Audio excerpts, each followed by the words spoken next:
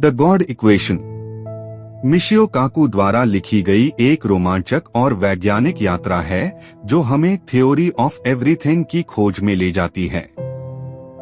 यह किताब बताती है कि कैसे न्यूटन से लेकर आइंस्टीन और अब स्ट्रिंग थ्योरी तक वैज्ञानिक एक अल्टीमेट फॉर्मूला की तलाश में हैं जो ब्रह्मांड के सभी रहस्यों को डिकोड कर सके।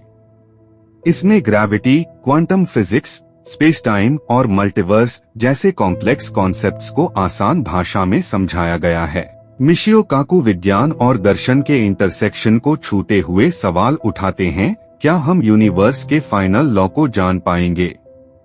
यह किताब सिर्फ साइंस ही नहीं, क्यूरियोसिटी और इमेजिनेशन की भी सेलिब्रेशन है। अध्याय 1, वह सपना जो सदियों से पल रहा है। सदियों से वैज्ञानिक एक ऐसे सूत्र की तलाश में हैं जो ब्रह्मांड के हर रहस्य को सुलझा सके। एक सपना, थ्योरी ऑफ एवरीथिंग, यानी वह एक अद्वितीय समीकरण जो सभी बलों को एक सूत्र में बांध दे। मिशियो काकू हमें बताते हैं कि कैसे यह सपना न्यूटन के समय से शुरू हुआ। न्यूटन ने बताया कि क्यों सेब गिरता है, कैसे ग्रह चलते हैं। उनके समीकरणों ने दुनिया को पहली बार यह यकीन दिलाया कि ब्रह्मांड को समझा जा सकता है। फिर आए मैक्सवेल, उन्होंने दिखाया कि विद्युत और चुंबकत्व दरअसल एक ही शक्ति के दो रूप हैं। और फिर आए आइंस्टीन, जिन्होंने समय और स्थान को जोड़ा और कहा कि गुरुत्वाकर्षण कोई बल नहीं बल्कि स्पेस-टाइम की झुकावट है। पर आइंस्टीन का सपना अधूरा रह गया। वे अंतिम सिद्धांत नहीं खोज सके। वहीं से शुरू होती है यह रोमांचक कहानी। अध्याय 2, न्यूटन की दुनिया, मशीन जैसा ब्रह्मांड। 17वीं सदी का यूरोप। आकाश में तारे, धरती पर सेब। न्यूटन ने दोनों को एक ही नियम से समझा, गुरुत्वाकर्षण। उनकी दुनिया तयशुदा थी। अगर किसी वस्तु की स्थिति और गति पता हो तो उसका भविष्य भी गणना किया जा सकता है। ब्रह्मांड एक घड़ी की तरह था, नियमों से चलने वाली, बिना विचलन की। इसने विज्ञान को एक मजबूत नींव दी, लेकिन यह नींव ही बाद में हिलने वाली थी।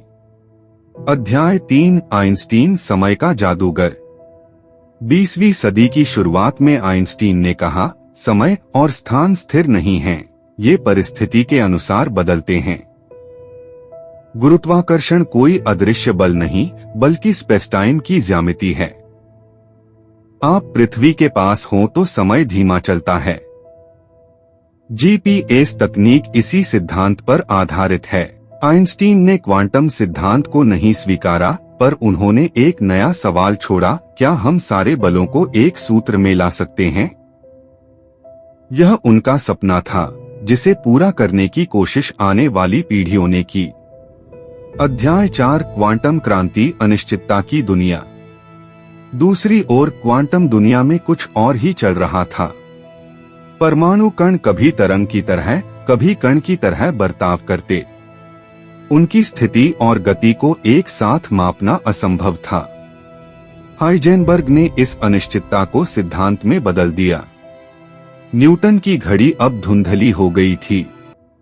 क्वांटम यांत्रिकी ने दिखाया कि ब्रह्मांड भविष्यवाणी योग्य नहीं बल्कि संभावनाओं से भरा हुआ है। यह सब समझना आसान नहीं था, लेकिन वैज्ञानिकों ने स्वीकार किया, वास्तविकता जटिल है।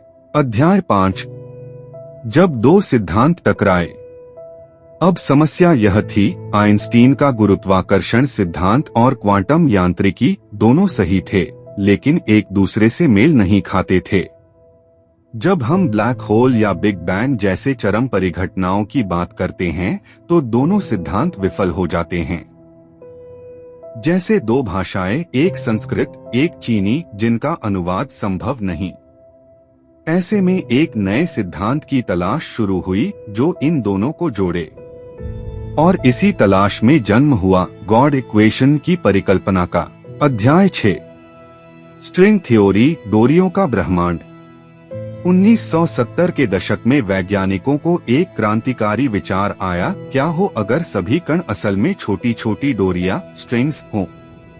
इन डोरियों का कंपन ही बताता है कि कोई कण प्रकाश है, कोई इलेक्ट्रॉन और कोई गुरुत्वाकर्षण कण ग्रेविटॉन। स्ट्रिंग थ्योरी में गुरुत्वाकर्षण स्वतः निकलता है, यानी क्वांटम गुरुत्वाकर्षण की खोज पूरी हो सकती है। लेकिन इसकी एक बड़ी कीमत थी, यह सिद्धांत केवल 10 या 11 आयामों में काम करता है। हमारे लिए कल्पना करना मुश्किल है, लेकिन गणित कहता है ऐसा ब्रह्मांड संभव है। अध्याय 7, मल्टीवर्स, अनगिनत ब्रह्मांडों की दुनिया। स्ट्रिंग थ्योरी एक और दरवाजा खोलती है मल्टीवर्स का। यह कहती है कि अनगिनत ब्रह्मांड हो सकते हैं, हर एक में भिन्न नियम, भिन्न आयाम और शायद भिन्न जीवन। हमारा ब्रह्मांड सिर्फ एक बुलबुला है अनगिनत बुलबुलों में। क्या हम इस ब्रह्मांड में संयोग से हैं, या कोई नियम है जो जीवन को जन्म देता है? मिशियो काकू कहते हैं, मल्टीवर्स हमारी जगह को समझने का एक नया नजरिया दे सकता है। अध्याय 8, क्या हम समीकरण के पास पहुंच गए हैं?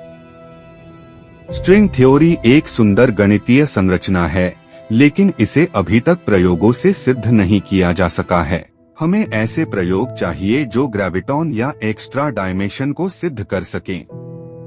लेकिन हमारी तकनीक अभी वहां नहीं पहुंची। इसके बावजूद यह थ्योरी आज तक की सबसे मजबूत उम्मीदवार है।